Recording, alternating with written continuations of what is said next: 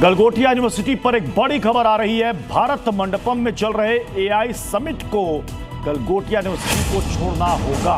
ये विवाद गलगोटिया यूनिवर्सिटी के दावे को लेकर है, जिसमें यह कहा गया था कि उसने रोबोट बनाया है। चीन की कंपनी यूनिट्री ने कहा है कि रोबोट उसने बनाया है। गलगोटिया यूनिवर्सिटी ने सफाई भी दी है, लेकिन उसका झूठ अब पकड़ में आ चुका है।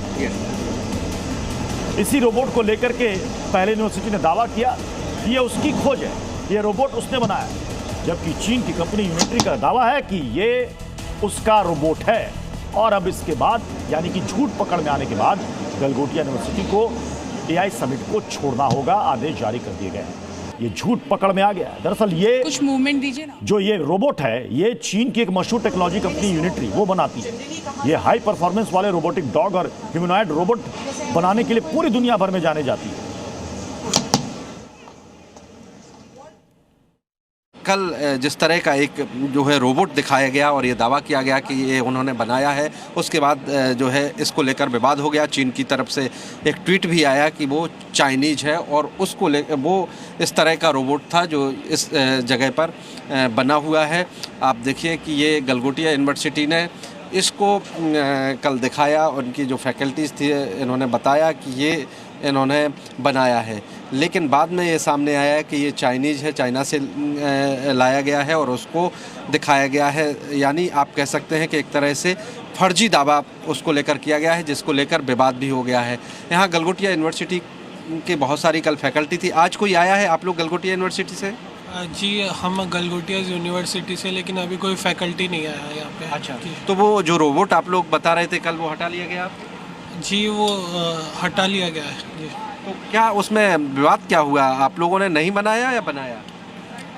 जी, एक्चुअल में मैम ने थोड़ा सा गलत बोल दिया है। वो हम लोगों ने बनाया नहीं है, वो हम लोगों ने कंपनी से लिया हुआ है वो एक। और कुछ स्टूडेंट्स ने उसमें अपनी तरफ से इनोवेशन कुछ नहीं किया, क्योंकि चीन की तरफ से भी उसको लेकर ट्वीट आया। जी, उसकी जानकारी मुझे नहीं है।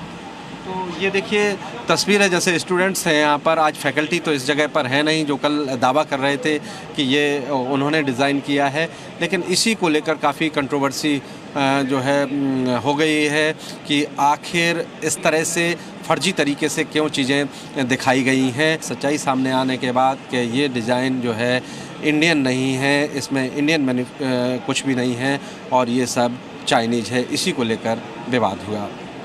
ब्रह्म प्रकाश दुबे, जी मीडिया, दिल्ली।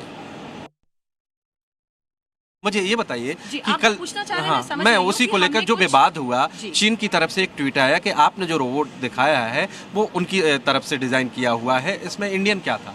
देखिए, हम आपको ये बता दें कि हमने पहले भी कहा है कि गलगोटिया यूनिवर्सिटी आर्टिफिशियल इंटेलिजेंस में एक मेजर अमाउंट ऑफ इन्वेस्टमेंट करती है।